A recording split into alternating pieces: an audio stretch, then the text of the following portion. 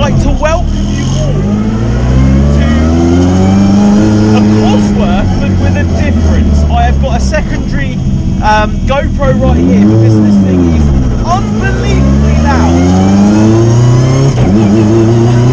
I would like to introduce John. He is the owner, and we have to have these on because it is so loud in here. This thing is mental, and we're just going to enjoy it. Aren't we, mate?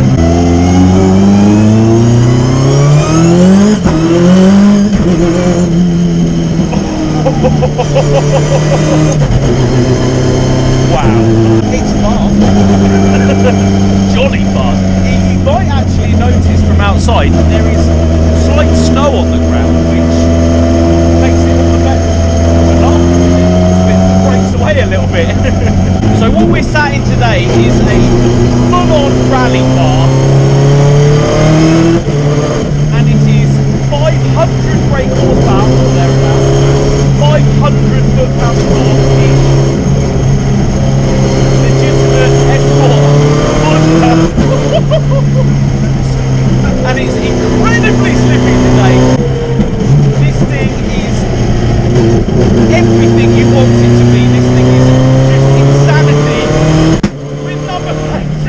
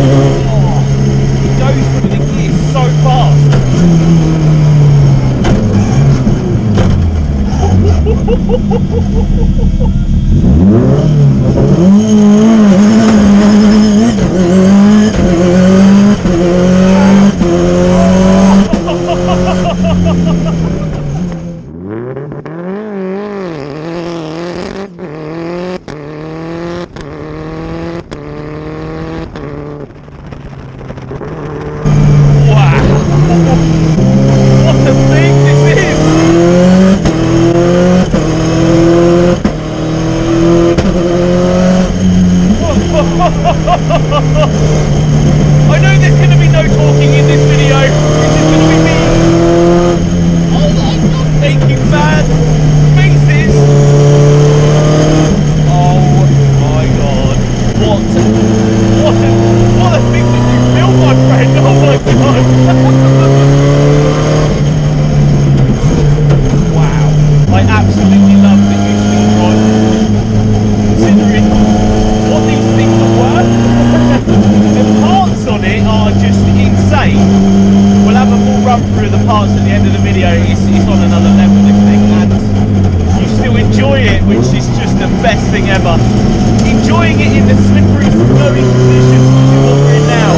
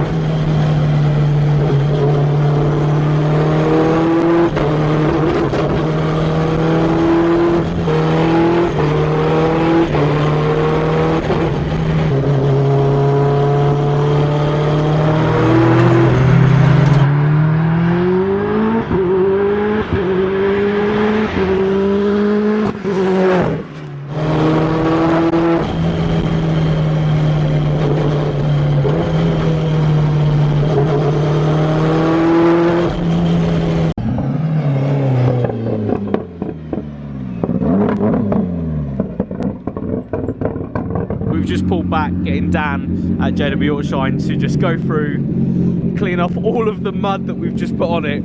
What a phenomenal experience. We're actually going to jump this car into the detailing studio and have a good look round it with you guys, but what a phenomenal car. Right guys, let's have a quick look around this thing as it's sat in Jason's beautiful workshop. I have the owner right next to me and we're going to go through exactly what is going on with this thing, because it is just, it's not a normal Cosworth, is it mate? Not a normal Cosworth. So starting with the shell, it actually started more as a laugh really, this thing. You bought it. Yeah, I bought it as a rally car from an old friend of ours who unfortunately had a stroke. It had been pretty well put rallied. From Group N. Yeah, rallied. Back from Group N, from a Group A car. We bought it, not on the intentions of going like this. It sort of grew. You wanted to put it back to a full Group A, which is what it was. It is a 909 shell, which is slightly lighter, fully seam welded, obviously roll cage, everything's adjustable, sequential F50, 6-speed. Gearbox, 9-inch rear diff, 8.5-inch front diff, everything as it should be back to Group A. All proper. But it's running slightly more horsepower because we're more doing hill climbs. We've done it back to what it was. It's a Mike Taylor development shell, so we wanted to put it back. Front wings, rear quarters, roof are 0.8 millimeters, not 1.2 millimeters. Which is obviously a considerable difference. Yeah. And then seam welded, Ford Motorsport, everyone at that time was trying to get everything lighter, lighter, lighter. But then if you lean on the wings, you put a dent in them. Yeah, that's it. Yeah, very easy to dent this thing. Starting up front, the body kit itself is of a normal Escort. Coming down, we actually have exhaust out the side. Yeah, it's got twin exhausts out the side with small silencers. Small silencers. Try and get below the 100 decibels. Yeah. So you can actually use this whenever you want it. Wheels. We were talking about this just a minute ago. These aren't just your normal OZs. These are very hard to come by. Magnesium 18x8's problem with them. Magnesium gets very brittle. You would never use them in anger. At the front, we have all the lights on. A certain number of lights. Yeah. So you have to blank off. Oh right. So your actual your Moret headlights are blanked off in the centres. Yeah, because you can only have a certain amount. And then you've got your big light pods down at the bottom, which are literally as big as my hand, and then the bigger sort of stack on the front. And it's all push off as well, so you can actually push these off as... Just makes it a little bit easier. Yeah, so that's your kill switch for your electrics and your fire extinguisher. Just in case you need to, you're upside down and someone else needs to do it. Originally they would have been up here, up there, the old pool. Yeah. But then now everything's electric. So yeah, so it goes there. So the roof as well. Full roof scoop with all the ventilation inside as well, which you need. Yeah, original whale tail spoiler, obviously. We will, as we're here, go underneath actually and show everyone what's going on under here. You could actually eat your dinner off the bottom of this thing. You do use this though, I will point that out as well. But we actually have the rear diff cooler just there, and all of these were magnesium. Yeah, the rear arms are magnesium. They're tarmac rear arms. If you ran gravel, they're a slightly different angle. Yep. Which I've got the complete rear end in gravel as well. 9-inch rear diff, obviously cooled with a sensor. Proflex suspension, which is adjustable 3-way. So coming under the engine bay, a mad amount of stuff going on under here. Yeah. WRC engine, 200 block, lightened, Farnham crank, all seal crank, Farnham long rods, Amiga short skirt pistons, nickel seal liners, ported, running an 8 injector inlet manifold with a heart plenum. Because we're not running a Group A, we're running a bit more power. We can run a GT30 turbo where we're not running a 34mm restrict. Front calipers are water cooled. Obviously the normal things like power steering, cooling, brake cooling reservoir.